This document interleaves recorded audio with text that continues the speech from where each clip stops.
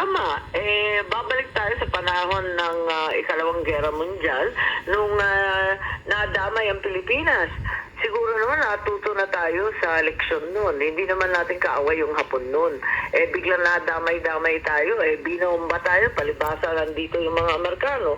Binomba tayo ng mga Hapon. Binomba na rin ng mga Amerikano. Nadurog ang Manila. Walang natira.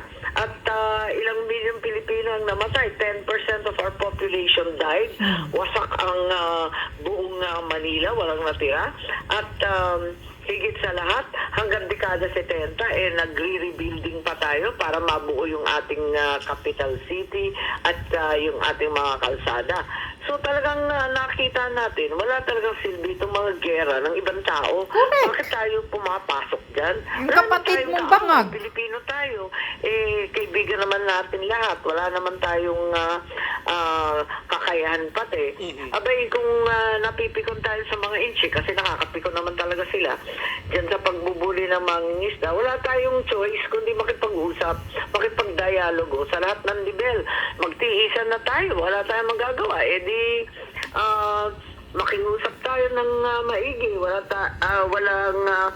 pakundangan, pakinggan natin sila, pati sa nivel ng Coast Guard, nivel ng mga sundalo, nivel ng cabinet member at saka DFA, pati sa nivel ng legislatura, pati mga pangulo, lahat ng levels, kausapin hanggang magkasundo. At sa kabila nito, magpalakas muna tayo. Susugod-sugod tayo. Hindi naman natin alam kung ano yung panlalaban natin kundi tapang. Matapang nga yung sundalo, pero ano naman ang dala nilang sandata. Alam naman natin na Paltik. kulang. Walang-wala na yung self-reliant defense posture nung panahon ng tatay. Kung Ay, nako, Amy. Simpleng baril, hindi natin ginagawa. Paski sa sakyan, pati patrol boat. Lahat imported na. Paano tayo lalaban-laban yan? Higit sa lahat, may eleksyon sa Amerika.